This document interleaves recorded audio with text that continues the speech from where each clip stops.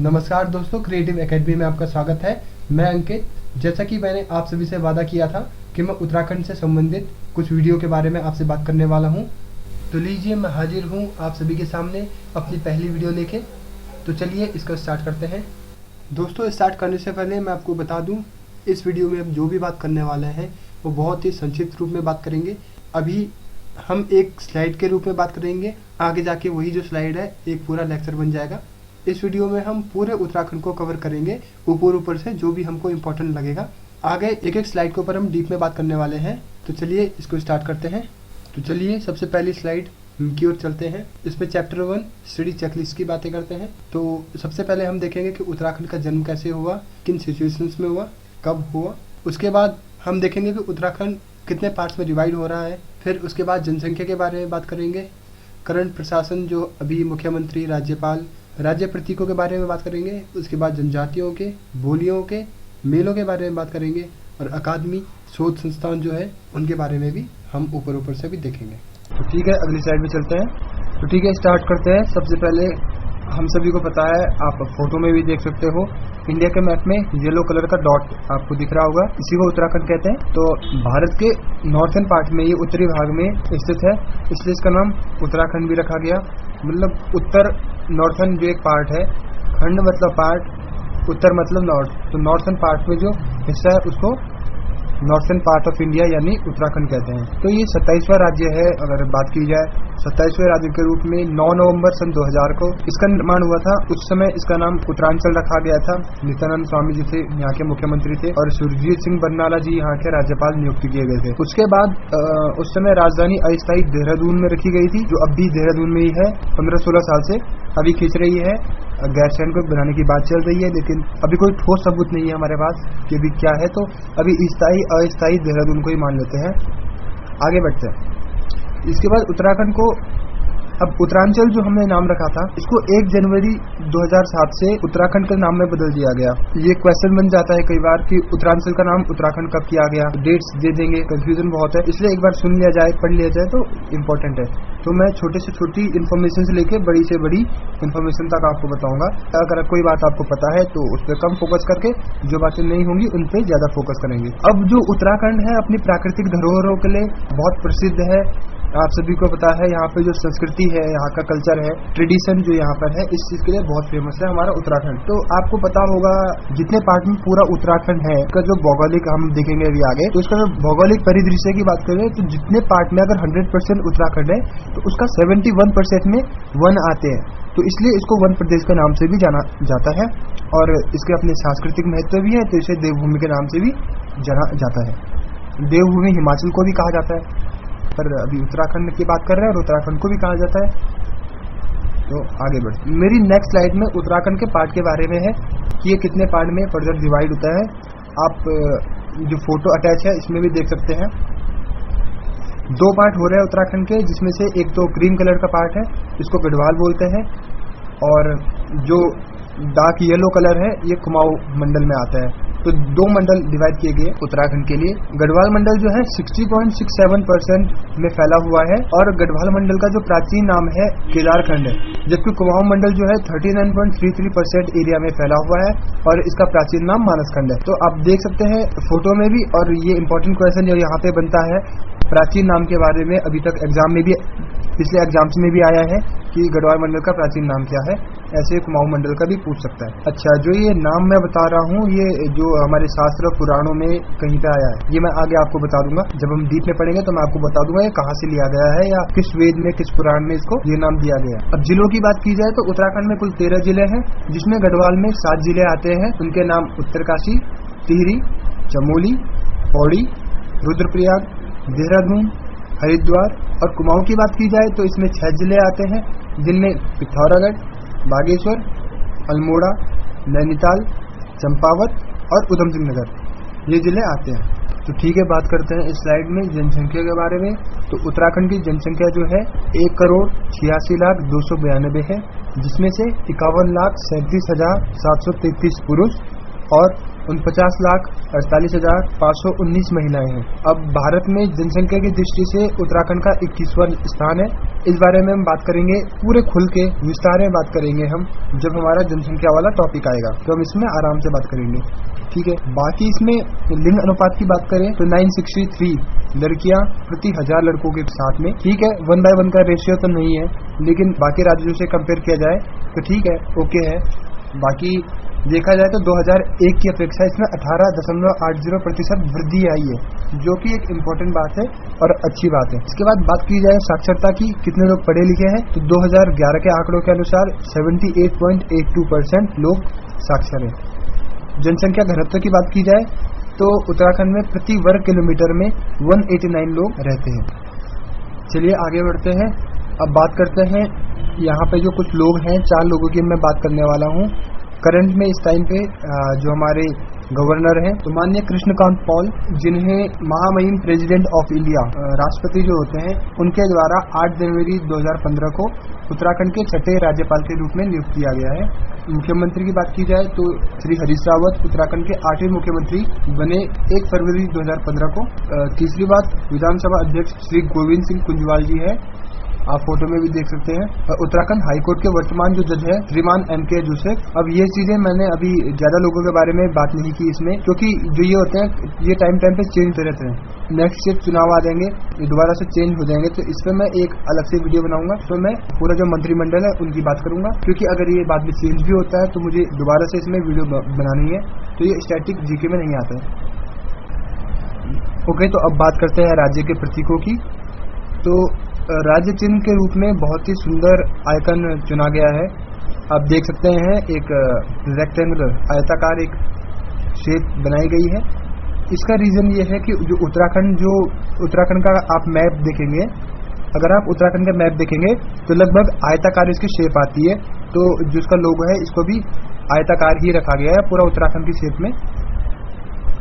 इसके बाद हम देखेंगे कि इसमें 3 पर्वत श्रृंखलाएं आप देख सकते हैं, 2 ब्लू कलर की और एक रेड कलर की जो है, ये 3 पहाड़ बने हुए हैं ऊपर रेड कलर में। इसके अंदर जो अशोक की लाट है जिसके नीचे सत्यमेव जयते लिखा हुआ है, और इस साइन के नीचे 4 गंगा की लहरें ब्लू कलर में दिखाई गई है। तो ये राज्य चिन्ह के रूप में चुना गया है। इसके बाद राज्य वृक्ष की बात की जाए तो बसंत ऋतु में उत्तराखंड में ही या बहुत अधिक ऊंचाई पर एक पेड़ उगता है जिसे लाल बुरांस के नाम से जानते हैं। तो कुमाऊं में इसे बुरुंसी या हिमाचल में बुरांसो भी इसे कहा जाता है, तो इसको राज्य वृक्ष के रूप में चुना गया है। राज्य पुष्प की बात करें तो उच्च मध्य हिमालय में ब्रह्मकमल नाम से एक फूल पाया जाता है, जिसकी उत्तराखंड में 24 वैरायटी है और पूरे विश्व में इसकी 410 प्रजातियां पाई जाती है। तो एग्जाम में कई बार आ जाता है कि राज्य पुष्प क्या है, तो बात ऐसी है कि जो बुरांस होता है ये भी एक फूल टाइप में ही उगता है, तो कंफ्यूजन क्रिएट हो जाता है और आप कभी बुरांस को टिक कर दोगे। तो इसीलिए मैं इसको इंट्रोड्यूस कर रहा हूँ कि राज्य पुष्प जो है हमारा ब्रह्मकमल है, राज्य वृक्ष की बात की जाए तो वो बुरांस है, इसमें कंफ्यूज नहीं होना। अब बात कर लेते हैं राज्य पशु की।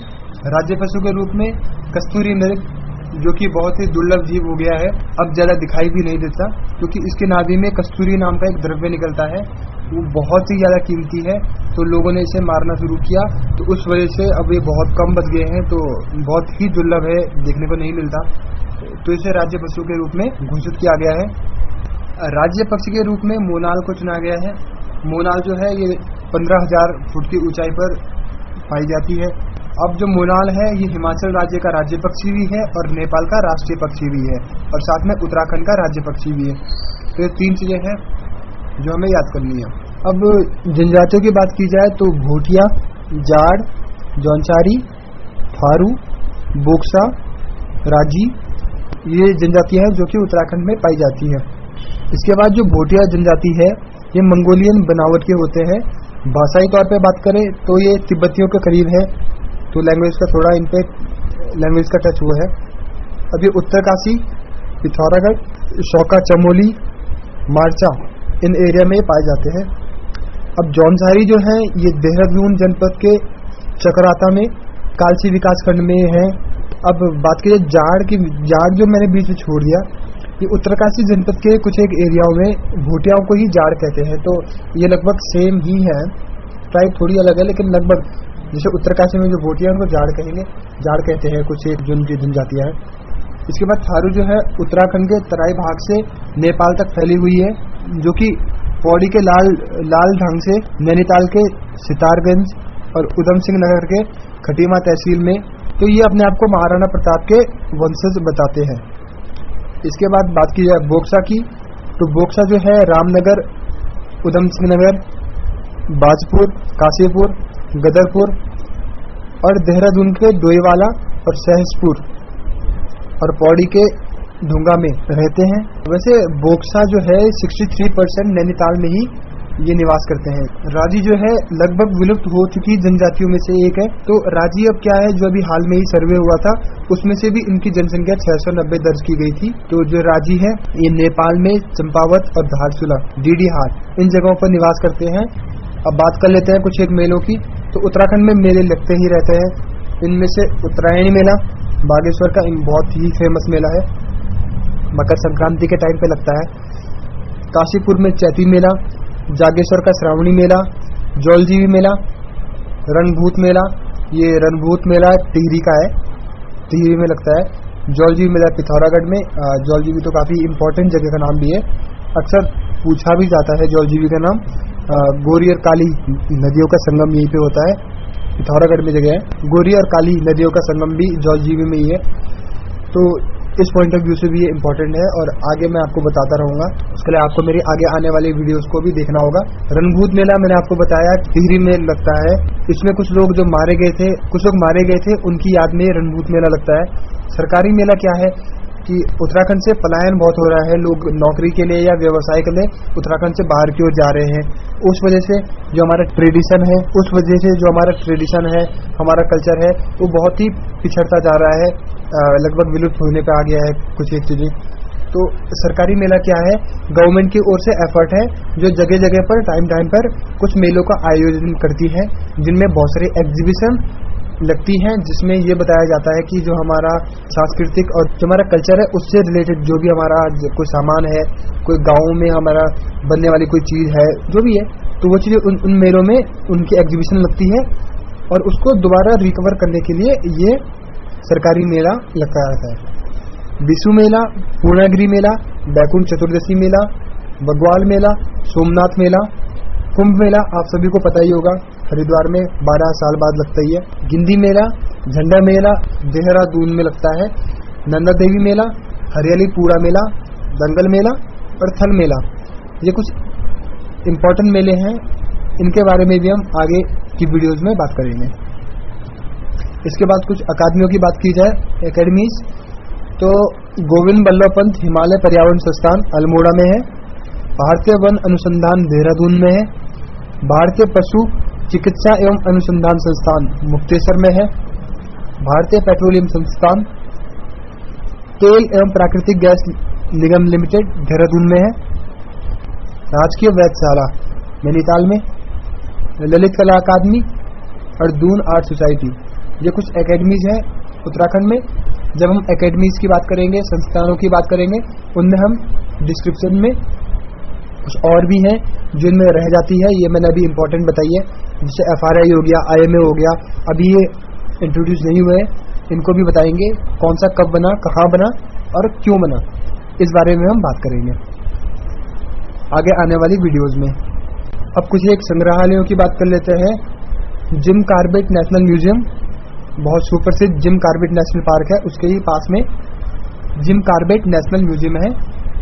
देहरादून वन संग्रहालय, पंडित गोविंद बल्लभ पंत राजकीय संग्रहालय, मौलाराम चित्र संग्रहालय और हिमालय संग्रहालय, कुमाऊं यूनिवर्सिटी नैनीताल। फिलहाल तो इतने ही संग्रहालयों की बात कर रहे हैं, इसके आगे हम हर एक की बात करेंगे, जैसा कि मैंने आपको पिछली हर एक स्लाइड में बताया है। अभी ये केवल एक स्लाइड है, आगे ये एक एक चैप्टर बनने वाले हैं, तो इसमें बहुत ही मज़ा आने वाला है। इसके बाद कुछ एक बुक्स हैं जो इम्पोर्टेंट है, अगर आपको स्लाइड में, क्योंकि स्लाइड में सब कुछ मैं नहीं बता सकता, हर एक बात, हर एक बुक का हर एक पेज, हर एक लाइन कॉपी पेस्ट नहीं की जा सकती और ना ही इतनी बातें एक साथ बोली जा सकती हैं। तो कुछ एक बुक्स हैं जो कि बहुत ही इंपॉर्टेंट है। अगर आपको लगता है इस स्लाइड को देखने के बाद आपके मन में कोई जिज्ञासा है और आप चाहते हो कि इस बारे में आपको और ज़्यादा पढ़ना है, तो आप डायरेक्ट कुछ एक बुक्स हैं जिनका डिस्क्रिप्शन में हर एक वीडियो के नीचे देता रहूँगा। आप डिस्क्रिप्शन में जाइए, वहाँ से उस लिंक में क्लिक कीजिए, कोई भी एक वेबसाइट खुल जाएगी जिसमें वो बुक मिनिमम रेट में अवेलेबल है, वहाँ से आप उस बुक को खरीद सकते हैं। तो याद रखिए, डिस्क्रिप्शन में एक लिंक मैं हमेशा रखूँगा कोई एक बुक का, जिसमें आप क्लिक करके उस बुक को देख के, और अगर आपको पसंद आती है तो आप उस बुक को खरीद भी सकते हो और अपना नॉलेज गेन कर सकते हो। तो अगली वीडियो में मैं आप लोगों के लिए उत्तराखंड का भौगोलिक स्वरूप और उसके विस्तार लेके आऊँगा और उस बारे में हम डिटेल में स्टडी करेंगे। ब्रीफ इंट्रो की बातें खत्म हो गई है, अब टाइम आ गया है जब हमको डिटेल में पढ़ना है, हर एक चीज़ को डिटेल में जानना है। तो ठीक है गाइज, वेट कीजिए मेरी नेक्स्ट वीडियो का जो कि कल अपलोड होने वाली है, आप उसका वेट कीजिए। फिलहाल इस समय आपको क्या करना है, अगर आपको मेरी वीडियो पसंद आई है तो वीडियो को लाइक कीजिए, अपने फ्रेंड्स में शेयर कीजिए, मैक्सिमम लोगों तक मेरे एफर्ट को पहुंचाइए, क्योंकि गाइस इसमें काफ़ी एफर्ट लगता है। पहले स्लाइड तैयार करना, उसके बाद उसे रिकॉर्ड करके वीडियो फॉर्मेट में चेंज करना, उसके बाद अपलोड होती है। तो मैं चाहता हूं कि जो मैं एफर्ट लगा रहा हूं ये मैक्सिमम लोगों तक पहुंच जाए, जिससे आपका भी भला हो जाए, किसी और का भला हो जाए और मेरा भी भला हो जाए। तो सभी के भले की सोचते हुए मैक्सिमम शेयर कीजिए, लाइक कीजिए।